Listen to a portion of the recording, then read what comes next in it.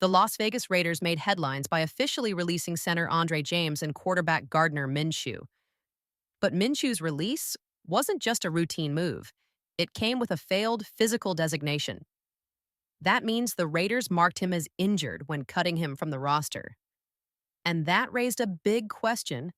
Could the Raiders avoid paying him the $7.6 million they owe him for this season? Let's break it down. When the Raiders signed Minshew last year, his contract guaranteed that money. But now that he failed his physical, some fans are wondering if the team can legally escape the financial hit. Unfortunately for the Raiders, the answer is simple. No, they still owe him. Right now, the Raiders have $44 million in dead cap space. That's money tied up in bad contracts, meaning the team has less to spend on new signings. Just imagine what an extra $44 million could do for the roster. Better players, more depth, and maybe even a stronger playoff push.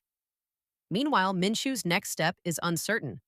Since he failed his physical, other teams might hesitate to sign him.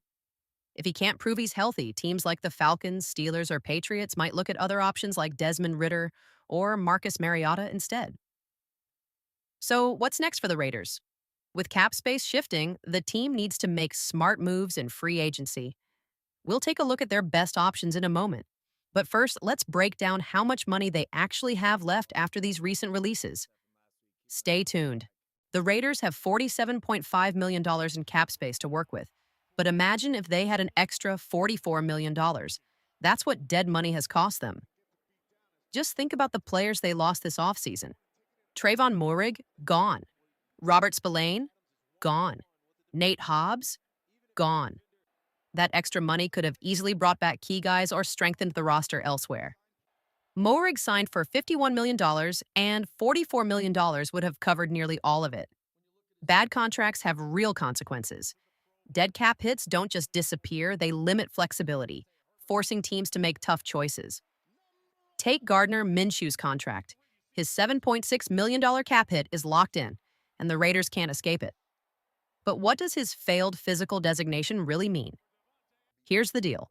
Because the Raiders cut him while injured, the NFL steps in. If Minshew can't land on another roster, the league will cover his salary and provide medical support. That's a big deal for him, but it doesn't do much for the Raiders. At best, they might get a small cap relief next season. Less than $1 million if he remains unsigned. But in reality, it won't make a major difference in the team's financial situation. Now let's break down the cap situation further. The Raiders have made a few smart moves to balance the losses. Jeremy Chinn is officially in, replacing Moehrig. Chinn's cap hit is $6.6 million, while Moehrig got $17 million per year elsewhere. That's an $11 million difference, making it a solid financial move even if Moehrig is the better player. Alex Kappa is another key signing. His cap hit this year? $5 million. But here's the smart part. Next year, the Raiders can cut him with almost no dead money. Only $3.5 million is guaranteed in total, making this a low-risk, high-reward contract. Jordan Meredith also joined on a $1 million deal. He's a versatile backup who can play center and guard, but he's likely not viewed as a starter. Then there's Geno Smith. His cap hit? $31 million, not $25 million, as some reports initially suggested. The Raiders' remaining $47.5 million already includes that number. However, expect a contract extension soon. The Raiders wouldn't have traded a third-round pick without an extension in the works. Smith is likely looking at a deal worth $40 to $45 million per year. The bottom line? The Raiders still have moves to make, but the $44 million in dead cap is a tough pill to swallow. Smart signings like Chinn and Kappa help, but dead money limits what they could have done this offseason. The next few weeks will be crucial in shaping the roster for the upcoming season. Right now, reports suggest that the Raiders' salary cap will increase. While nothing is guaranteed, it's likely that at some point the cap number will rise. Currently, the Raiders have $47.5 million in cap space. If they sign 7 more players and still have around $12 million left, a smart move would be to adjust Geno Smith's cap hit, just like they did with Max Crosby. Initially, Crosby's cap hit was $27 million, but the team increased it to $38 million this season to gain future cap flexibility. Front-loading contracts like this helps manage long-term finances. Raiders general manager John Spytek has shown he understands this strategy, applying it to multiple contracts. The team is in a strong cap position, but still needs to determine roles for several players this season. Jacoby Myers, in the final year of his contract, carries a $14.9 million cap hit. If he has a big year, he'll likely command more on his next deal.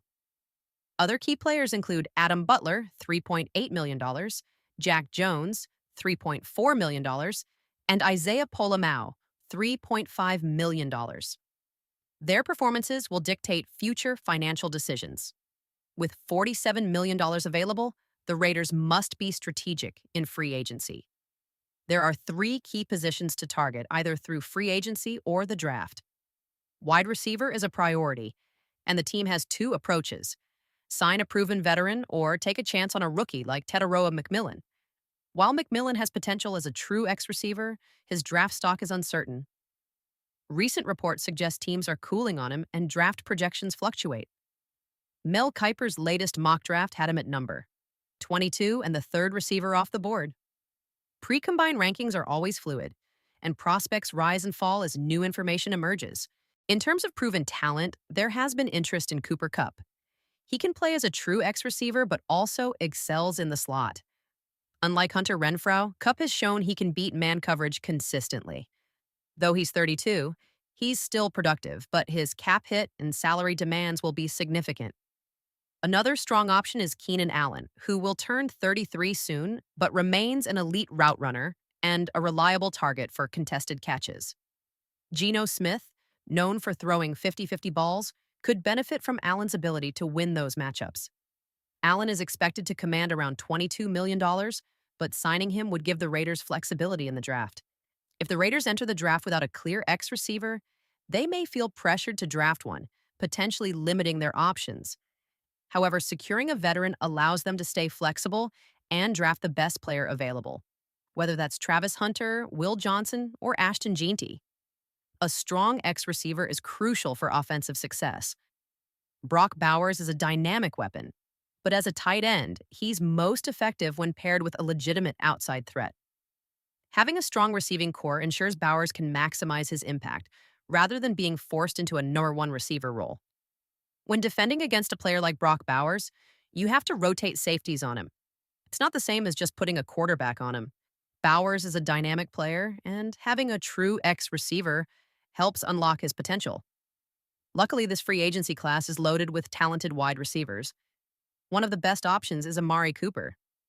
Some Raiders fans didn't appreciate him during his time in Las Vegas, but the criticism never made much sense. Sure, he has a quieter personality, but he's still an exceptional receiver. The Raiders drafted him, he played at a high level, and he contributed significantly during his tenure. If the Raiders were to bring him back, he could be a top target. Alongside someone like Cooper Kupp or Keenan Allen, he'd be a game changer. Tyler Lockett is another intriguing option. He's more of a number. Two receiver, similar to Jacoby Myers. If the Raiders were to sign Lockett, it would likely mean moving on from Myers or trading him. But the bottom line is clear. The Raiders need to bring in a reliable receiver. Beyond wide receivers, the team must address the offensive line. The guard market in free agency is stacked. Some of these players may demand top dollar, but if the Raiders want to improve, they need to invest in protecting their quarterback. Teven Jenkins is a prime candidate. He's a top 5 guard when healthy, and while injuries have been a concern, players often manage their bodies better as they gain experience. Pairing Jenkins with Max Crosby in training could elevate his game even further. With his versatility, having played both tackle and guard, he could be a cornerstone piece. Other solid guard options include Brandon Scherf and Shaq Mason. They may be aging, but the Raiders have successfully utilized veteran linemen before. Just look at Richie Incognito's tenure. Even if these veterans only contribute for a year or two, they could provide stability in the short term. If the Raiders go for a long-term investment, Jenkins would be the best choice. Mekhi Becton is another name in the mix. At 6 feet 6 inches and 340 pounds, he's a massive force on the line. He's great at overpowering defenders but struggles against speed rushers and complex defensive schemes.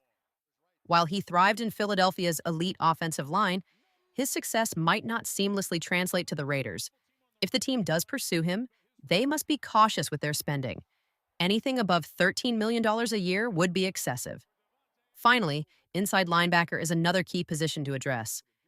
The Raiders lost both Robert Spillane and Divine Diablo, making depth a concern. The best available option is C.J. Mosley, who was a dominant force under Robert Saleh in New York. If he's too expensive, the Raiders could explore alternatives like Devondre Campbell or Eric Kendricks. Campbell has shown significant upside, while Kendricks, despite being older, has experience in a cover 3 scheme similar to what the Raiders run. Ultimately, the Raiders need to prioritize 3 key areas: guard, wide receiver, and inside linebacker. If they can land a top guard, a reliable receiver, and a capable linebacker, they will be in a much stronger position for the upcoming season.